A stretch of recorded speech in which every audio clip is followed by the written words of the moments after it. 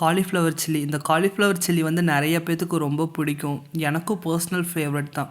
இதை வந்து நம்ம கடையில் போய் ஆர்டிஃபிஷியல் கலர்லாம் போட்டு சாப்பிட்ருக்கோம். இதை வந்து ஹெல்த்தியாக எப்படி வீட்டில் ரெஸ்டாரண்ட் ஸ்டைலில் சமைக்கலாங்கிறது இந்த வீடியோவில் பார்க்கலாம். அதுக்கு வந்து காலிஃப்ளவரை க்ளீன் பண்ணி எடுத்து வச்சுக்கிட்டேன். ஒரு பாத்திரத்தில் வாட்டர் ஆட் பண்ணி அதில் சால்ட் ஆட் பண்ணிட்டேங்க. ஆட் பண்ண உடனே அதுலேயே டர்மரிக் பவுடரும் ஆட் பண்ணிட்டு மிக்ஸ் பண்ணி விட்டேங்க. மிக்ஸ் பண்ணதுக்கப்புறம் வாட்டர் கொஞ்சம் கொதிச்சதுக்கப்புறம் கட் பண்ண காலிஃப்ளவர்லாம் அதில் ஆட் பண்ணிட்டேங்க. ஆட் பண்ணிவிட்டு அந்த வாட்டரெல்லாம் ஃபில்டர் பண்ணி அதை ஓரமாக வச்சுக்கிட்டேங்க. வச்சுட்டு அடுத்த ப்ராசஸ் வந்து ஒரு பாத்திரத்தில் மைதா மாவு ஆட் பண்ணேங்க. அதில் கார்ன்ஃப்ளவரும் ஆட் பண்ணிட்டேங்க. அது கூடயே ரைஸ் ஃப்ளவரும் ஆட் பண்ணிட்டேங்க. ரைஸ் ஃப்ளவர் ஆட் பண்ணால் நல்லா கிறிஸ்பினஸ் வருங்க. அதனால் ரைஸ் ஃப்ளவர் ஆட் பண்ணுறதுங்க. அதுக்கப்புறம் அதுலேயே சால்ட்டும் ஆட் பண்ணிட்டேங்க.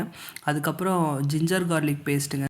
ஜிஞ்சர் கார்லிக் பேஸ்ட் வந்து கொஞ்சம் நிறையா ஆட் பண்ணிக்கோங்க. அது வந்து நமக்கு டேஸ்ட்டு வந்து காலிஃப்ளவர் சில்லியில் நல்லா எடுத்து கொடுக்குங்க.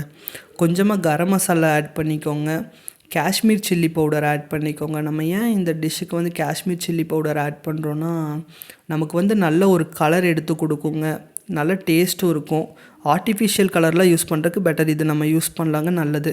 அதுக்கப்புறம் அந்த பேட்டர்லேயே கொஞ்சம் வாட்டர் ஆட் பண்ணிக்கோங்க. வாட்டர் ஆட் பண்ணி நல்லா மிக்ஸ் பண்ணுங்கள். மிக்ஸ் பண்ண உடனே அதில் வந்து கஸ்தூரி மைதி இருந்துச்சுன்னா ஆட் பண்ணிக்கோங்க. நான் ஆட் பண்ணிட்டேன். அதுக்கப்புறம் லெமன் புழிஞ்சு விட்டுக்கோங்க.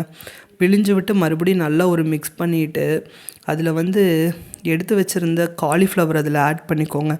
ஆட் பண்ணிட்டு நல்லா மிக்ஸ் பண்ணுங்கள். எல்லா பக்கமும் கோட்டிங் வந்து ஒட்டுற மாதிரி மிக்ஸ் பண்ணிக்கோங்க. அப்போ தான் நம்ம ஆயிலில் போடும்போது நல்லாயிருக்கும், டேஸ்ட்டும் நல்லா வருங்க. ஸோ எல்லாத்தையுமே நான் கையில் நல்லா மிக்ஸ் பண்ணி எடுத்து வச்சுட்டேங்க. ஒரு 30 மினிட்ஸ் வந்து அதை அப்படியே ஊற விட்டுருப்பாங்க. அதுக்கப்புறம் ஆயில் எடுத்துட்டேங்க.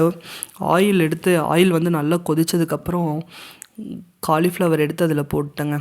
போட்டு நல்லா குக் ஆகிற வரைக்கும், ஃப்ரை ஆகிற வரைக்கும் நான் அப்படியே அதில் விட்டுட்டேங்க. அதுக்கப்புறம் அப்படியே மிக்ஸ் பண்ணி விட்டாங்க. கொஞ்சம் கூட மசாலா வந்து ஆயிலில் எதுலேயுமே இறங்கலைங்க. நல்லா ஒட்டியிருந்துச்சு பாருங்கள், எவ்வளோ சூப்பராக வந்திருக்குன்னு.